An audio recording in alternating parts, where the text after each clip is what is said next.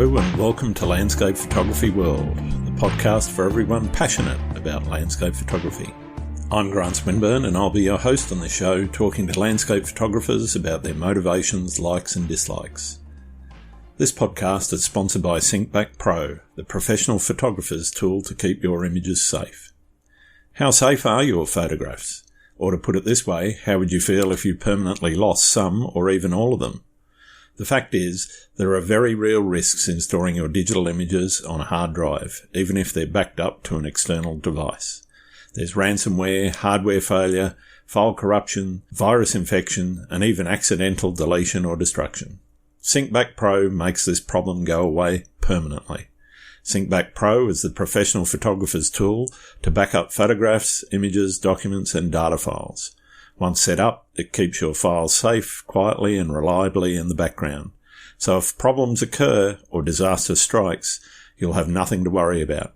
Your photographs will be safe. Which is why it's also the backup solution that I use myself for my own photographs. Take advantage of an exclusive 25% discount today by going to www.backup.sg. The software will never expire, meaning your photographs are safe forever. That's www.backup.sg. Give your photographs the protection they deserve. And now, on with the show. Justin Snead is a storm-chasing photographer from the US whose work is largely guided by extreme weather events. He's been lucky enough to set up his work-life balance to enable him to take time out to shoot when the storm season in the Midwest of the United States is at its peak. For Justin, it started when he was driving one day in Minnesota and noticed an unusual cloud in the sky as it swirled along the rural landscape. Luckily, he had his camera with him and he began clicking away. His phone alerted him of an approaching tornado, a surge of adrenaline rushed through him, and he knew he was in the right place doing what he was meant to do. Since that time, he's developed a spontaneous style that ignores some of the technical niceties of photography, but shows the power and magnificence of extreme weather. We discuss how he stays safe in dangerous weather conditions, his balancing act around work and photography, and how he's learned to read storm structures to get the results he wants, along with lots more. I hope you enjoy the show. G'day, Justin. Welcome to Landscape Photography World. How are you going? Things are going well over here. I'm currently in the Midwest of the United States, Wisconsin, and just braving the winter here. We're slowly rolling out of it and getting into spring. So I'm getting excited for the upcoming storm chasing season here. Excellent. Good to hear. Why don't you tell us a bit about yourself, who you are, where you got started in photography, where storm photography and that sort of passion came from in the beginning. Yeah, I'll try and minimize it a little bit because that's a pretty long story. But we got plenty of time. That's true. Yeah, for those of you who do not know me, my name is Justin Snead. A lot of people know me as the Dreadlock Traveler.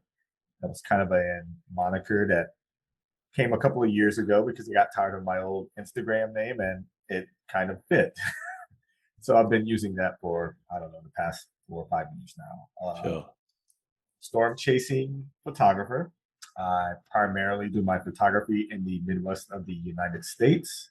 Although sometimes you can also catch me in Arizona, Utah, New Mexico, kind of doing the monsoon chasing season out there. I originally started storm chasing in 2018, and I kind of got into that in a weird way. A lot of people who are interested in storm, any kind of severe weather or things of that nature, they either saw a person who inspired them, so a previous storm chaser or somebody who's been in the game for forever, somebody like a Reed Timmer, for example. Or they've also probably watched the Weather Channel and they just got inspired from it. For me personally, I grew up in South Carolina, so normally the weather events that I photograph, I never saw that growing up as a kid. Sure. Tornadoes, supercells, intense lightning. We just never got that in South Carolina really at all. So I was doing a travel contract in Minnesota, and I happened to be traveling to the facility that I was working at, and I saw this strange cloud. it's kind of really low to the ground, and you could see it churning. And I Mm-hmm. was, what is going on with this cloud? So curiosity kind of killed the cat, so to speak, and I pulled over. And luckily, I had my camera with me, and I just started taking pictures of this weird cloud in the sky that's churning, and just looking just insane. It was the most insane thing I had ever seen in my life. And Sure. after I started shooting for probably about 3 minutes, my phone went off with an alert, and it was a tornado warning. And that was my first tornado warning that I had ever been in. So at that point, I'm kind of, the adrenaline's rushing. I don't know what to do, that type of deal. But even though the adrenaline was rushing, there was a sense of calmness at the same time. And I knew that I was doing something that I should be doing. I didn't know what it was that I was doing necessarily, but I knew that whatever it was that I was shooting needed to stay in my life. So I just kind of started posting cloud pictures.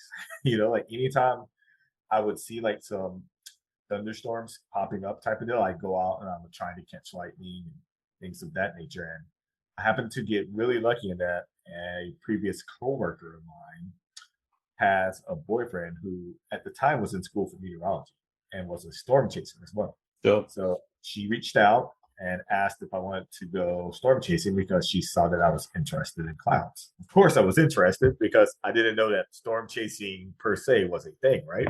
Yeah, I, yeah. I knew nothing of Reed Timmer or Weather Channel. I didn't pay attention to any of this stuff. So we ended up I ended up driving from Minnesota to Kansas on a Friday night after work. I Yep. get in around 2 o'clock at night, and they tell me, "Oh yeah, we're going to Texas to go storm chase." And they're like, "We got to be up in probably 3 hours." So I'm like, "What?"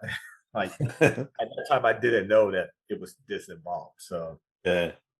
we ended up waking up at like 5 o'clock, get on the road, and we didn't score much that day, to be honest. All of the storms happened after sunset, Yep. and we ended up falling behind the storms anyway. So it ended up being what we would call in the chase community a bust. But that day kind of set the stage for where I am today because I learned that storm chasing was a thing. There's a way that you can professionally do this, Yep. and I would have never known that beforehand. So I started doing my research, started learning how to read weather data. And luckily, Chris Jackson uh, helped me learn how to read the basic model data and kind of Mm-hmm. help pave my way into learning how to forecast for severe weather. It's Sure. been a Sure. learning experience ever since. Now I've been doing this is year 5. Yep. 21 was my first full fledged storm chasing season, and here I am. Fantastic. So, in terms of the planning that you've got to go through, obviously there's a season. It's seasonal, particularly for tornadoes down in that Midwestern corridor from sort of the southern parts of Canada all the way down to the Gulf in the US.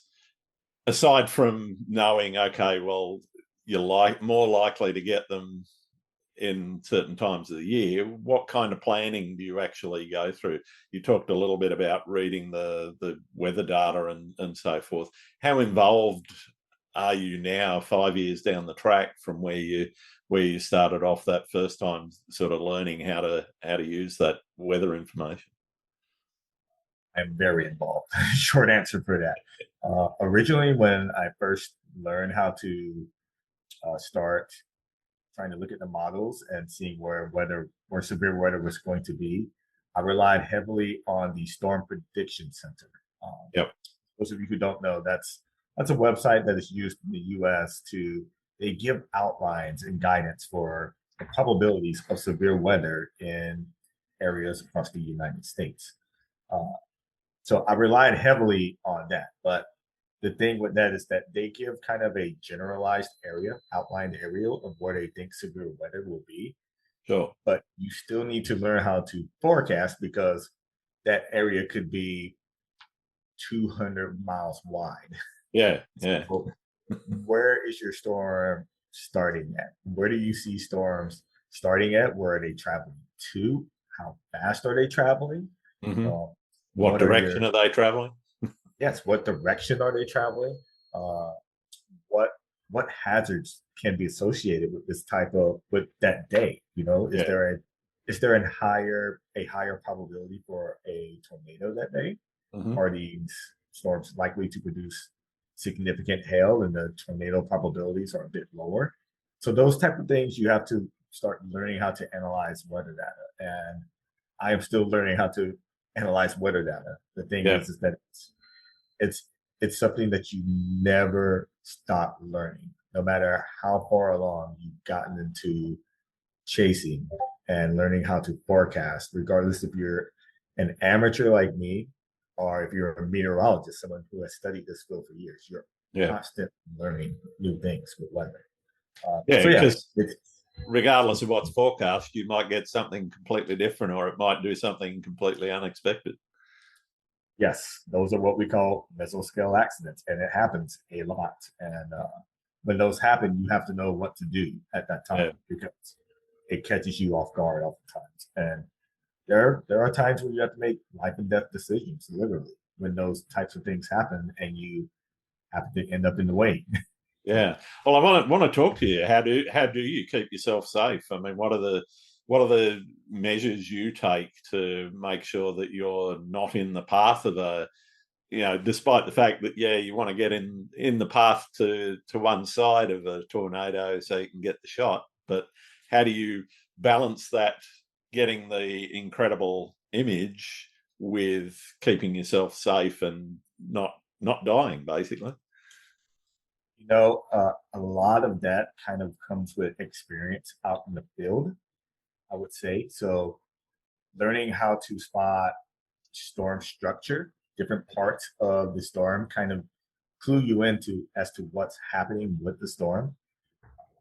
When you have a tornado on the ground, knowing that if it's not moving left or right, there's a chance that it's moving towards you. Yep. That's very important. And when you see a tornado on the ground, especially a photogenic one, you tend to lose track of what's actually going on because you're excited to get the shot. So those kind of things are very important. I would say one of the things that I do to kind of keep myself safe is I always plan multiple escape routes so Yep. that if for some reason I end up in a dangerous spot, I know where I need to go without having to try and plan it at that moment. Yeah. That's very crucial. And I plan multiple ones because sometimes out in the Midwest, we have dirt roads that may have been there 3 years ago and they're no Hmm. longer in use. Or Yeah. all of a sudden, that property's been bought and it's private property and it's gated off. You can't get through that area. Yeah. So I always have multiple escape routes in case that happens. Sure. Another thing that's kind of ingrained in me is that I work as a travel surgical tech and a travel Okay. LPN. And working in surgery has actually taught me how to remain calm under stress, which is very vital when it comes to chasing storms. Because if you get into a highly stressful situation, some people aren't aware enough to step back and try to remain calm and make a sound and rash decision that could, again, be a life or death decision. Yeah. Um, those things are very important on the out on the storm chasing field, so to speak. So, in terms of making sure that you've also got the right equipment, what equipment do you need to do it safely? Obviously, your camera and whatever it is that you want to take the image with is going to be all important. What other gear are you carrying with you that it could be safety related, might be photography related? That's probably a bit different to everyone else. Yeah. So in terms of trying to stay safe with just solely storm chasing, it kind of depends on how much you would like to dive into. There's an app called Radar Scope that a lot of us chasers use that is Yep. on your phone. It's a mobile app. You can download it and you have real time radar data. And you can pretty much chase off with that if you know what you're doing. Uh, with that being said, I have a laptop set up in my car. Uh, I have a map software that I use for my GPS satellite tracking situation with that. So that way I can plan my routes where I want to go in relatively decent manner instead of using my phone to try and plan it. There's also radar software that I use on my laptop as well. That's a little bit better. It's nice to have a bigger screen and be able to use it. And then you can add inlays of different variety for different weather specs into it. For example, measurements, which are vital with telling you what's going on in certain areas as far as temperatures and dew points, wind directions, wind speeds, things of that nature. Um, that's pretty much the extent of what I use as far as actually chasing storms. Mm. I also have a first aid kit, so just in case something happens, then I can, be able to jump in and try to help somebody out. Sure. So what is it that makes you want to do this? What is it that actually grabbed your attention in the first place? Is it just the forms and structures that you're seeing in the sky? Is it the colors? Is it the feeling, the rush, the adrenaline that you get out of the risk? What, or a combination, all of the above? Yeah. I would like to say it's a combination, but truthfully, I think I still kind of process what it is that makes me do this because it's just a feeling inside. That's the best way that I can describe it. There are no words to really describe the drive behind it. There have been external factors that have helped to push that drive. Sure. But the drive just literally started when I saw that random cloud, and there was a part of me that just knew, hey, you need to be doing this. Yeah, that was kind of the drive that's all the drive that I've needed so far. Yeah. Again, there have been some external factors that have helped to push that drive into overdrive, so to speak. But as far as in the beginning, that was it. And then I managed to find a way to put my emotions into the work, which is basically therapy for me. I always say storm chasing itself is the art, and photography is the byproduct of that. Okay.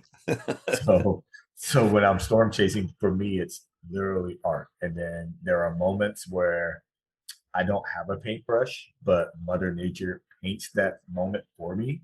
Sure. And then I can release my emotions into the edit post process and then release it out into the world. It's kind of my therapy. Yeah. Okay. So when you're planning a shoot, are you thinking about what's on the ground in front of you, the foreground that you want to put that sky against, or are you concentrating more on just I'll be wherever the sky is and whatever's in front of me is in front of me? Are you trying to get a concept in your head around the type of shot beforehand, or are you just taking it as it comes and being more spontaneous because the weather is the weather and you're just going to get what you're going to get? That's an interesting question. So when it comes to storm chasing, ultimately you get what you get because the storms dictate where we go. Sure. So in my head, I usually have kind of a feeling of a photo that I would like to give off a desired emotion, so to speak. Yep. And there are a couple of compositions that I usually have in the back of my mind, but normally for me, when I'm out storm chasing and I see beautiful structure about to happen, things of that nature, I kind of chase off of field.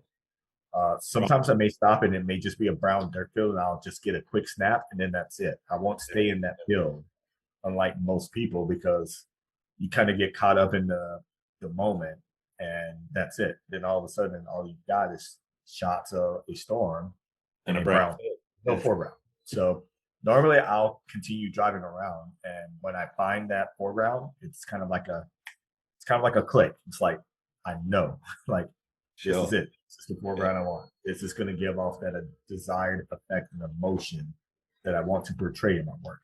So Yeah. that's kind of how I chase. Do you do much experimentation in the techniques that you're using, or are you just using tried and true formula to say, all right, well, that's my exposure triangle. I know what my ISO's got to be in this light. I know what I've got to do shutter speed wise to get either the movement or the capture the image that I'm looking for. How much are you experimenting with what you're doing with the camera in the field before you actually get into that compositional mode? Usually I have a kind of like a preset storm setting that I kind of do on my camera. To do ISO 100, f11, shutter speed of like 1/250th type of deal, and then I'll adjust quickly from there because sometimes the moments that we are capturing they're very fleeting moments. So you kind of need to just instinctively know what to do, whether not to increase or decrease your shutter speed. As far as experimentation, honestly, I am. It's kind of funny to admit, but I am kind of a lazy photographer. I Okay. don't experiment a lot. A lot of my images are single shots. I don't do any exposure blending with my storm shots.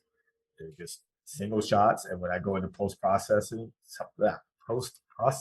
excuse me, I usually take no more than 30 minutes to edit a photo. I feel like if you need to take more than 20 or 30 minutes to edit a photo, then to me, you're forcing an emotion into it, at least for my sake. And I don't like doing that. So I'll usually, if I sense that a photo is going to take me a while to edit, I usually will not touch that photo. Okay. Wow. For a while, anyways. I'll come back to it maybe in like a year. How do you, I guess, stay motivated to experiment with what you're doing, or get into changing up what you're doing? You say you use the presets and move around. Is it really just that spontaneous what you see and okay, I need to adjust slightly, or do you sort of think about that a little bit more deeply and do a little bit more planning around it? It's more so a spontaneous thing because I've been doing it for so long now. You're kind of able to do it by feel. I'm able to do it by feel. Yes, I can kind of just sense when I need to decrease or increase my shutter speed and basically go from there type of deal. I will say that with experimentation, even though with the camera, I do not do that as much. Last year, I started filming slow motion lightning, which has been pretty fun. Okay. This year, I've got a couple of 360 projects that I'm wanting to do, even a 180 project. We'll see how that goes. So it's going to kind of depend on some brands and what we're doing with that kind of stuff. But I'm pretty excited to be doing that. So maybe I'm not a photographer after all. Well, I was going to ask, you talked a little bit about infusing that emotion into, and not trying to force it, but how do you infuse your own sort of style and vision into your images? Honestly, I would say a lot of that has been very emotionally driven. So when I look at my work and I compare myself to others, I know that I am nowhere near as good as a lot of the photographers out there. Yeah. But I know that what I am very good at is evoking an emotion within the person who is viewing my work. Yeah. I'll often tell people, I don't want somebody to tell me that my photo is beautiful art, oh, nice shot. I want somebody to tell me your shot made me feel something. Sure. Or when I look at your work, there is something that goes on within me and I can't explain it. And to me, that's the most beautiful thing about photography because you can blend it with artistry and all of a sudden you're touching people's feelings, you're touching people's emotions. Maybe it brings them back to a certain memory that they had with their grandmother or grandfather out on the farm in the Midwest. Maybe a certain trial and tribulation type of deal that they're going through in life they can feel that within the photo. We kind of have a shared bond almost because they can feel what I was going through when I edited and posted that photo. So I tend to look at things from a very artistic perspective, and Hmm. it tends to conflict very much with traditional photography because anytime I enter into like a traditional, photography contest, I know I'm not going to win. I know that my highlights are going to be blown out, my shadows are going to be too dark, Sure, sure. things of that nature, but I don't care about those things. I'd rather post how I feel than to just post a technically sound photo. Yeah. Okay. Is that what you would define as success in your photography? That emotional connection with the viewer?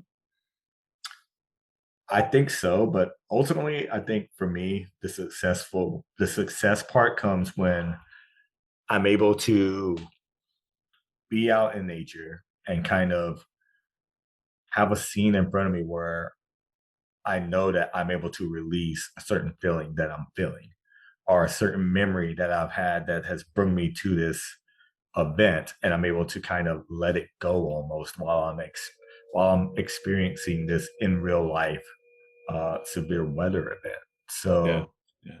I think for me, once once I've had that kind of success, everything else is a bonus. I don't necessarily look at the successes that I've had as success. And I Sure. think Sure. I think sometimes that kind of irks friends because they're like, oh, you're so successful. Why don't you celebrate or do this or do that? And for me, it's kind of it's another day in the life of Yeah. justice Okay. almost. I'll post about it. I might celebrate it for 10 or 15 minutes, and then it's out of my head, and I'm on to the next thing. Moving Because on. Got to get that next shot. Yeah. yeah, well, I just look at life as growing up where I grew up. There are so many people who they cannot even afford a camera that I have. Sure. Sure. Oh, a $2,000 camera. That's something that most people can't afford where I'm from. Yeah. So for me to be able to make it out of that circumstance and to be able to not only do what I do in the traveling field as a healthcare worker, but to also take half a year off to storm chase, Yeah. that's ultimate success right there. I For me, there is nothing that's better than that because I've seen where I've came from. So Yeah. Yeah.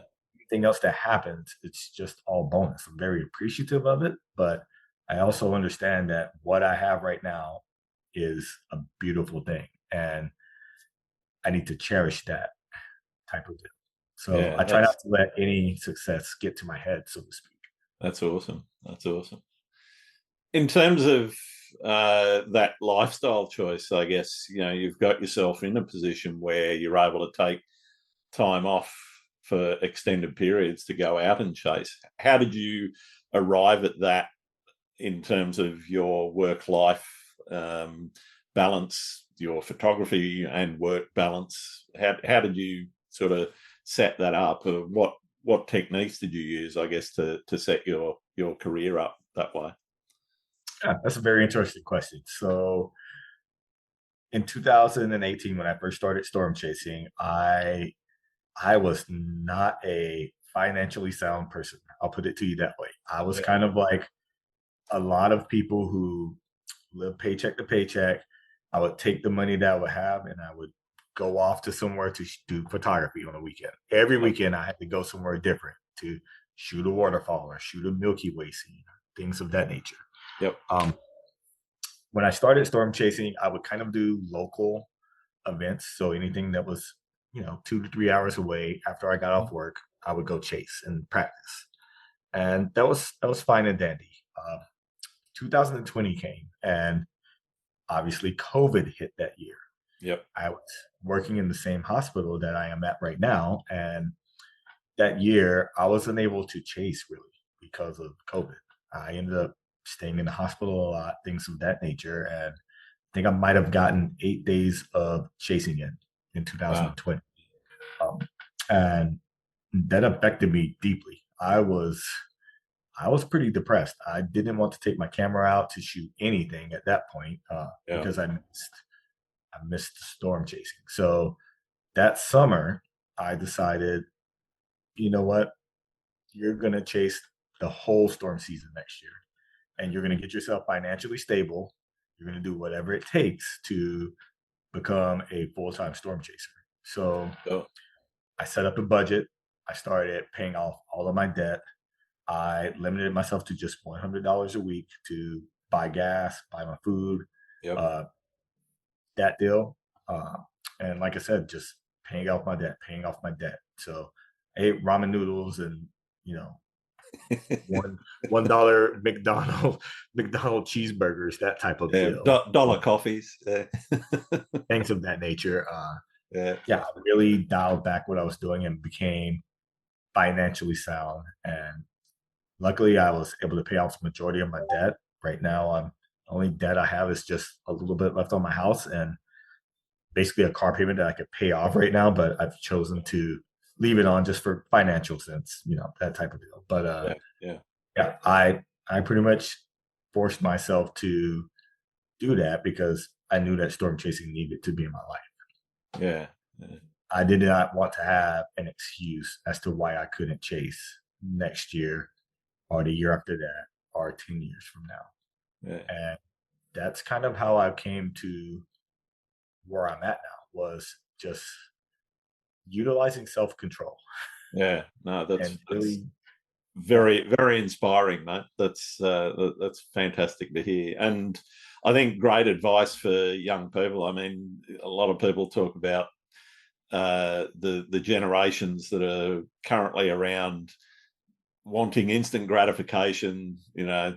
Money's kind of no object. You put stuff on credit card and all the rest of that kind of thing. And to be able to just sort of focus and say, this is what I want to do. This is how I want to structure my life.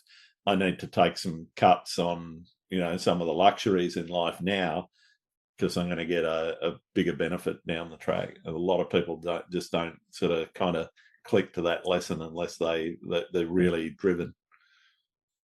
yeah, it's funny you say that because building those kind of structures in your life early sets Mm, the scene for later on. So I absolutely. still I still have that mentality. That's why I'm still working right now in Wisconsin. Yeah. I don't have to, but in my mind, it's every year I storm chase and then I go work and save up a little treasure chest so that I can storm chase the next year. Even Yeah. though I don't have to do that, I'm still in that mindset of you don't want to take the you don't want to take your foot off the gas, so to speak. Yeah. Build up your retirement, build up things of that nature. Don't overspend, and then I can go out and enjoy the things that I truly enjoy, even though I have to Absolutely. sacrifice during the winter. Yeah. Fantastic. Is there a ultimate plan to make it full time, or is your plan to just, as you say, keep your foot on the gas and keep doing what you're doing? I think right now what I'm doing is pretty good. Luckily, with me, again, storm chasing for the most part kind of has a centralized area of prime chasing, which is Yeah, there's probably not really, much point doing it outside that prime period. You get the odd storm, but it won't be quite as spectacular, I guess. yeah, yeah. And I do love to Northern Lights chase as well. Okay. But Yep. what I do is I set myself up in northern states so that Yeah. I have opportunities. So that's why I'm also in Wisconsin right Yeah. now. Last week with that G4 event, I got to witness it and have it Fantastic. overhead. I was working somewhere where I would have enjoyed, like Arizona, for example, Yeah. where I could be in some 70, 80-degree weather. I wouldn't have been able to experience what I experienced. Yeah. Yeah. I want to talk a little bit about locations and where you really like shooting. What's your favorite place for storm chasing? You don't have to give me Ooh. any secret roads or anything. No, no, no pinpoint geotagging, please. But No geotagging. That one's a good question because I, I personally love the states of North Dakota and Montana, okay, but there are not a lot of opportunities to chase up there usually. So I don't really get a chance to chase up there. yeah, But if I could have every storm chase be up there, I just love those two states. I think it's just because of the way the prairie grass is. There's just miles and miles of prairie grass that Yeah. Yeah. waves like an ocean in the wind. It's Mm. so cool to see. Um, Outside of that, Colorado, Wyoming, South Dakota, kind of those what we call high plains chasing areas are Sure. probably some of my favorites. It's a little bit more challenging, but very rewarding. Yeah. If you could retire at one of the places you've shot, where would it be? Ooh, I've always told myself I wanted to retire just north of Cheyenne, Wyoming, but experiencing winter in Wyoming is not for the faint of heart, and I Yeah, don't think I want to do that when I'm over 60. sure. So maybe a little bit further south, maybe somewhere in Colorado. Won't see on the beach in Miami. As tempting as that sounds, maybe if I become a full-time lightning photographer, then I consider it. Yeah, sure, sure. Have you got any? Sorry, I'm going to ask that question again. What's the most notable experience you've had when you're out shooting? Ooh, uh, I've had a couple.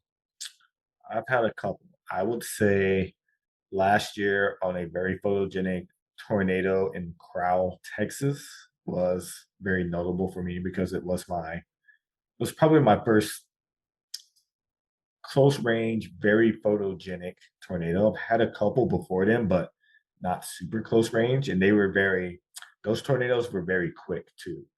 This one just kind of it just stood apart from the rest of the other tornadoes that I've captured. That there's been a couple of very photogenic supercells that just transcended kind of are not I don't even want to say transcend, but they blew away the expectations of what I was hoping for in terms Sure. of motions. So uh, Lubbock, Lubbock, Texas Day in 2021, Faith, South Dakota.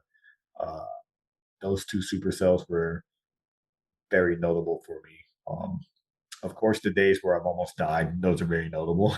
So Well, I've had, tell us about one of those. so we've had a couple of close range tornado calls, but lightning actually is probably the scariest thing when it comes to storm chasing for me. Yeah, yeah. Last year, and just outside of, I think it was Mission, South Dakota, I had a very photogenic bolt that landed probably 50 yards out. Ouch.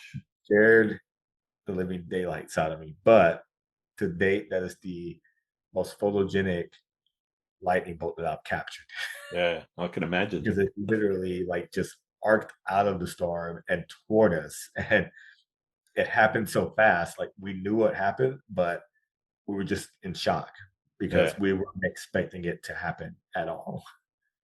The lightning bolts that storm was putting off were like 5 miles away, and then all of a sudden there's one right in front of our face, type of wow. deal. Uh, Outside of that, close range lightning bolts in the Grand Canyon, which are also extremely dangerous and scary.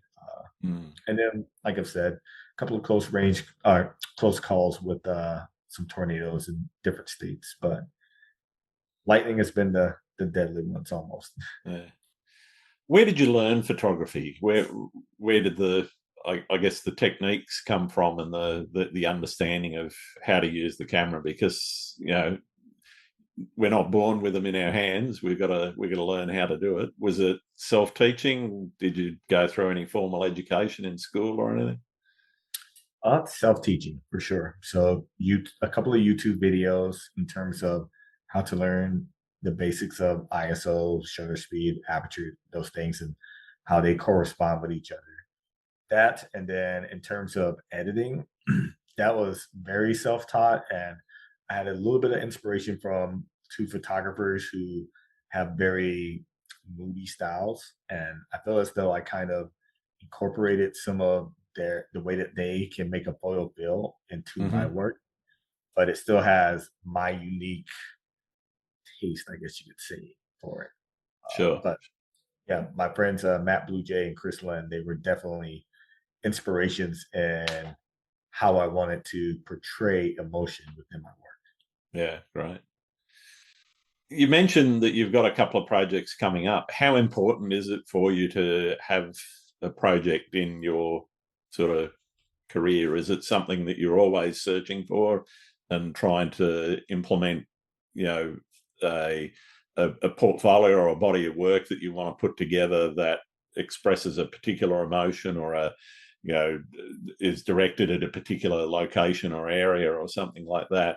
A lot of photographers set themselves up these goals. How important are those goals to you and that process of creating a project out of your work? I would say it's not as important as it probably would be for most people.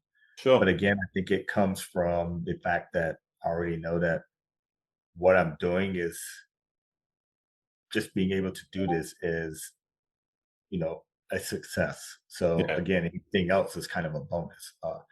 I do love to, I am loving the fact that I'm branching myself out a little bit and, doing something a little bit different, Mm. but I'm still going to be doing the same thing that I've always been doing with shooting storms.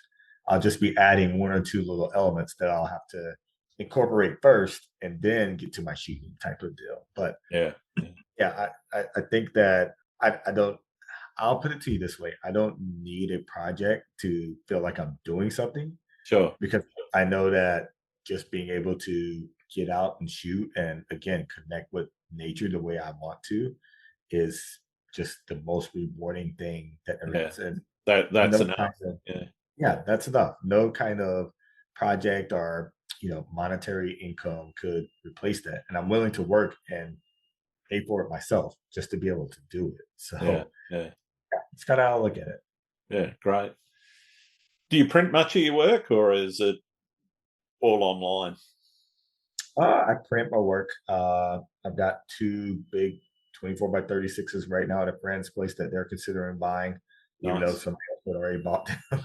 So I had to use those for an interview I did like a couple of days ago, and they were like, "Oh, we think we might want these." I was like, "Take your time." But yes, I print my work in multiple places. I have my work online with NFTs, which I know are a hot button topic, but hey, it's another source of income that keeps me out storm chasing. So Yep. to It's each their another own. another way of marketing your work, I guess. It is. It's another way of marketing your work and connecting with people. That's Yeah. why Yeah. because again, though, a lot of the people who have collected my work, they are like me. They've never seen these types of things, so Yeah. their curiosity gets piqued, and then all of a sudden they're tuning into a live stream on Instagram, and Yeah. Yeah. they're Definitely. just excited as everybody else type of deal. But the difference is that they're literally making a monetary impact on my journey, because the money that they've spent on me helps me stay out on the plains chasing. Mm. Obviously, we have gas, maintenance, hotels if we have to stay in a hotel, Yep. and those costs add up. Yeah. The Yeah. budget is it's pretty wild with storm chasing. Yeah. The storm chasing community in the States is, quite an interesting beast in itself. Can you talk to me a little bit about being a part of that community? Do you feel like you're part of that community, or do you feel kind of separate to it? Uh, you know, when it comes to the chasing community, I feel like I'm on the outer limits of it. Okay. And I say that because when I first got into storm chasing, I didn't know that there was a chase community really. I had Yeah. heard of there being a chase community, but I didn't know anybody.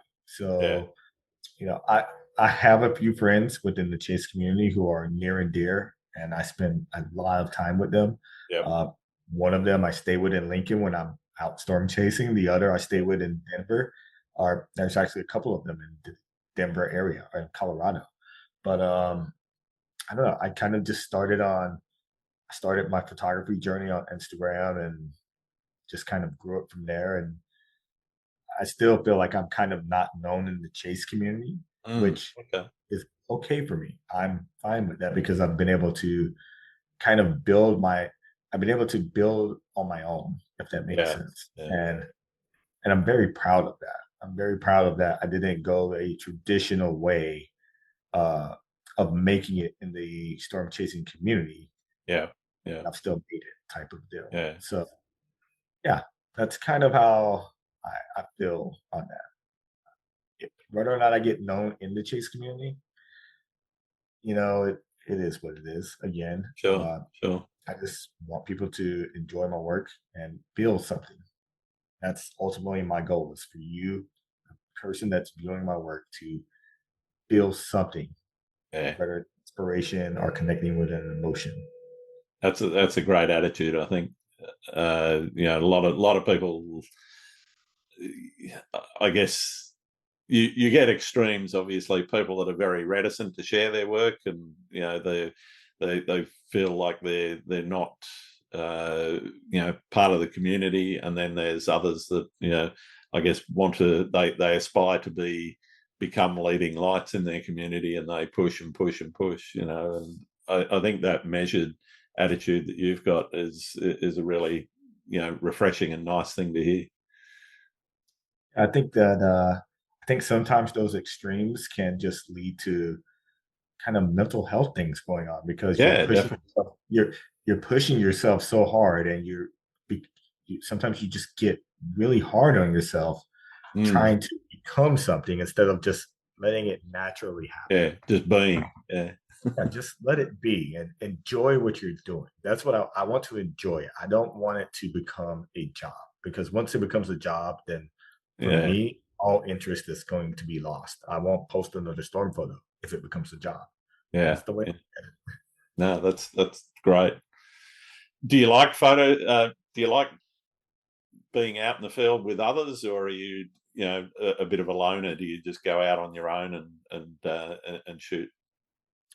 I do a bit of both, although even when I go out on my own, I always end up with a couple of my friends joining or being around type of deal.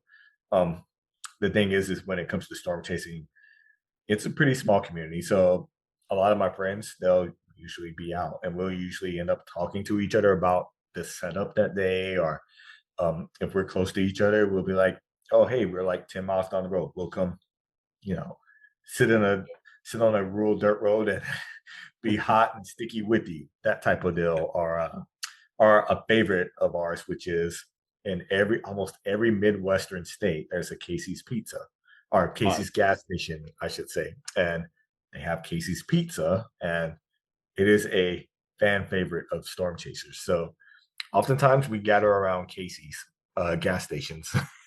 So you're bound to run into somebody and you end Yeah. up talking to people. And it's a good time when you're out.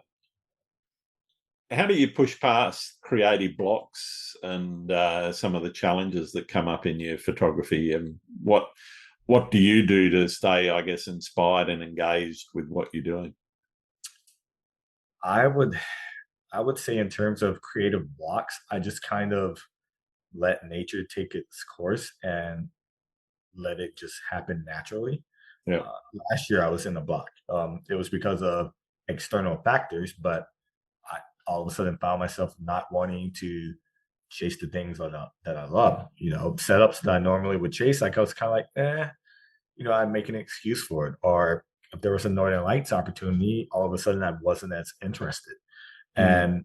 And even though it was frustrating, you know, as humans, sometimes we just have to let our emotions run their course and let life do what it needs to do in order to Yeah. guide Yeah. you to the right direction. So I just let nature take its course and guide me to where I need it to be. Even earlier this year, just telling my friend Jen, something keeps telling me to not chase this year. Literally, just I don't know what it is. It was just something, a feeling, a gut check almost, like something's Yeah. telling me not to chase.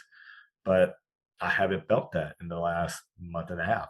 And that's just life and nature taking its course. It'll guide you to where you need to be if you just listen to yourself. Yeah. So that's how I Great. deal with it. Great advice. Great advice.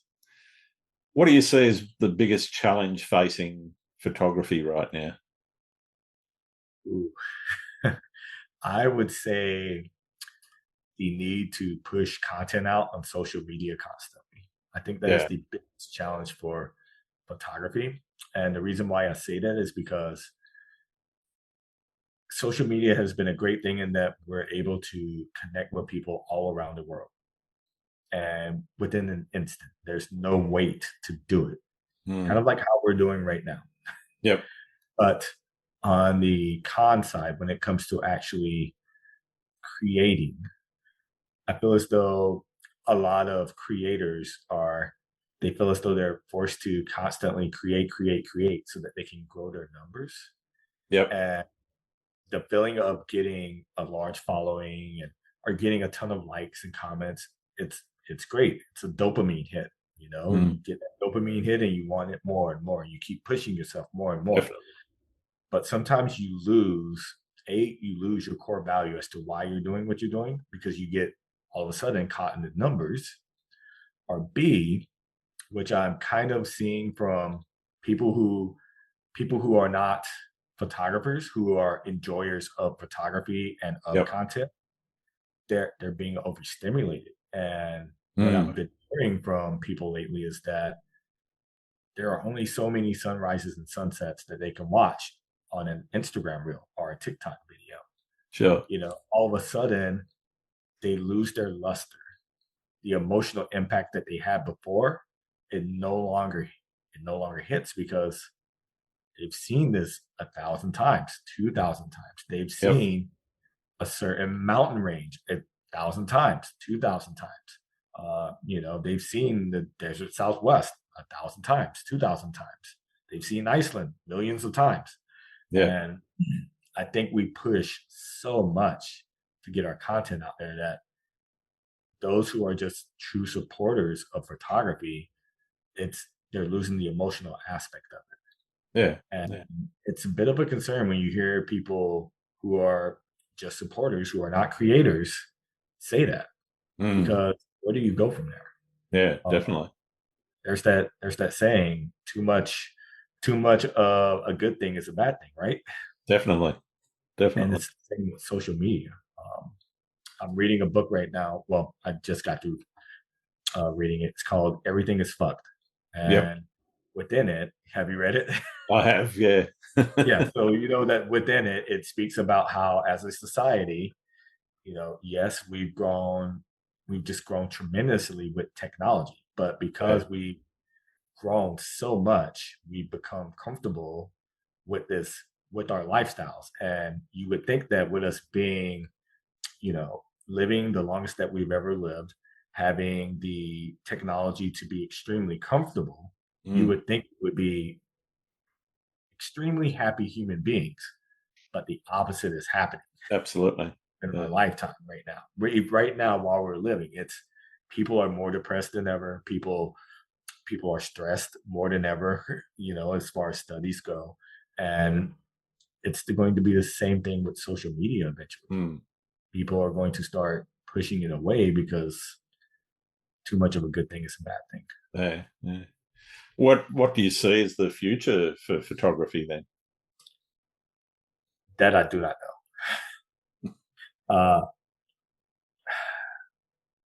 I know for myself personally, I'm becoming a lot more interested in trying to do in real life exhibitions, Yep. being able to physically display my work, potentially be there and talk with people who are viewing it. Um, because I think that brings in just an extra level to how you're displaying your work and the emotions that can come from it. Yeah. One thing when you see it on the screen now, but it's another thing when it's in front of you. You can touch the frame of a picture and you can potentially talk to somebody face to face and they can see your excitement Yep. and you can see their eyes glowing because they're like, I didn't know this was a thing. Tell me more. That there's such a primal feeling with that. And it's so much better than just getting a nice photo comment on social media to Yeah. me. Absolutely. So I'm really focusing on that. As far as just photography in general, I don't know. With the enhancements of AI, that's a big concern for photography. Obviously, who knows? I'm just here to enjoy the ride and shoot what I love. Fantastic. All right. What's your favourite thing about being a storm chasing photographer? Uh, I've never thought about this before. Favorite thing? I think my favorite thing about being a storm chasing photographer is the fact that growing up, I was scared of lightning. Okay. Anytime, anytime there was a storm remotely close to the house, anytime I heard thunder, it's immediately I went into the house, I unplugged all of the electronics, and I sat in my room quiet. I used to be definitely afraid of lightning. Just, it was so bad. Yeah. So, how the times have changed. I went from being afraid of it to standing out in fields with lightning striking all around me and being like, oh, this is fine. No worries. Wow. What's your What's your least favourite thing about being a storm chasing photographer? I would say my least favorite thing is that it's had a direct impact on the relationships that I've had that Okay. were once built. Uh, because with storm chasing, you have to be pretty spontaneous. I usually block off all from April until at least August. I usually block all of that time off and I make no plans with anybody Yeah. because I want to devote my time to storm chasing. Well, obviously, that's going to impact friends and uh, family members and relationships that I've had in the past. It's hard when you're away for a few months, but especially given that I'm also a travel nurse, as far as like having a relationship with a significant other, it becomes extremely hard. So Yeah. Yeah. so that department is a bit lacking right now because Fair enough. in the past, when I've had them and all of a sudden, they need me home and I'm not, it becomes a problem, a Yeah. big problem. Yeah. Uh, yeah, that's probably the one thing about storm chasing that is the hardest is not having stability, I guess you could say. Mm.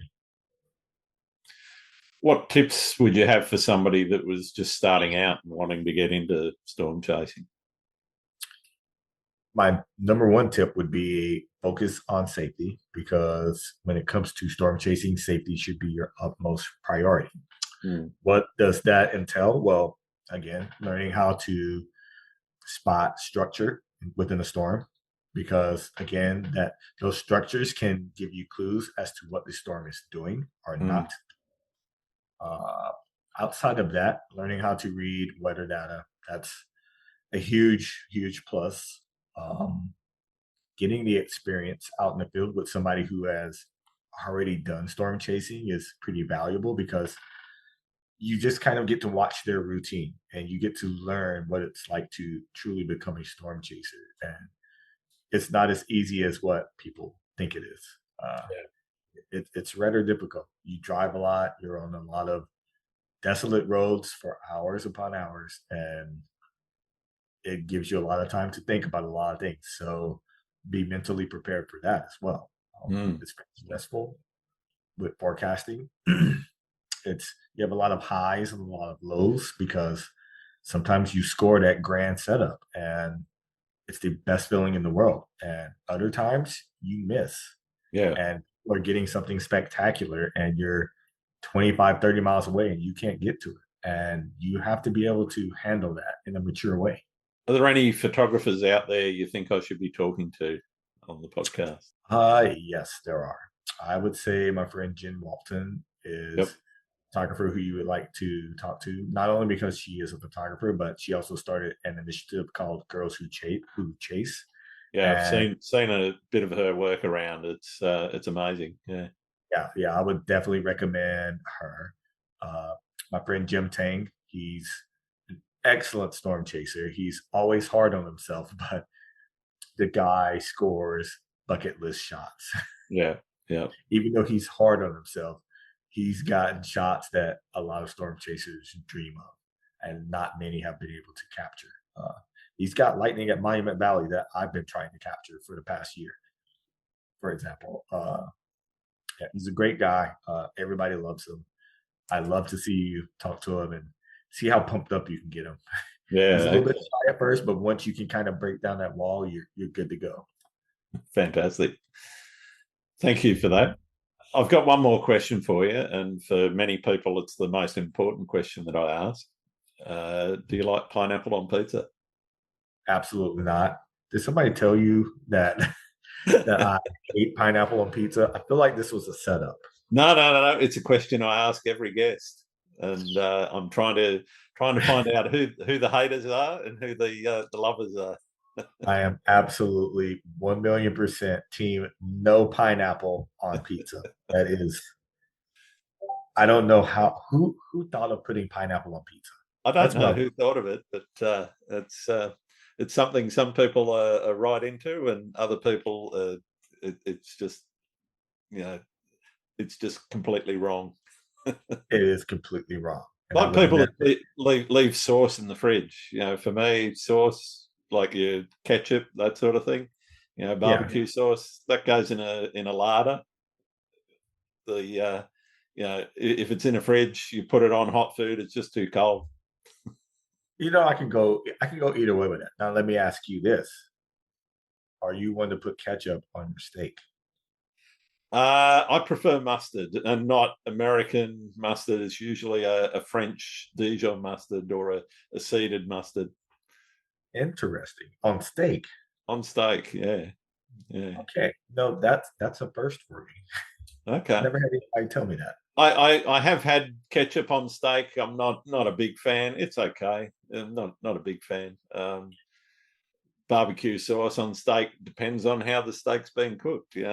if it's brisket, barbecue sauce is ideal. That's true. That is very true. Anyway, it's been absolutely wonderful. Spending a little bit of time getting to know you better, Justin, and finding about your food habits. Where can people find your work? Yeah. So you can find me on Instagram as the Dreadlock Traveler, Mm-hmm. or you can find me on Twitter as Dreadlock Traveler. But the Traveler is TBLR because I had to abbreviate it thanks to Twitter usernames not being able to be over 15 characters. Yeah, So yeah, those are the two main places you can find me. fantastic. Thank you. Thanks again for listening to Landscape Photography World. I hope you enjoyed the show, and keep listening because I'll be joined by some great guests in upcoming episodes. You can find my work in this podcast at grantswinburnphotography.com. I'm also on Vero, Twitter, YouTube, Instagram, and Facebook. I'm Grant Swinburne. Hope to see you out shooting soon.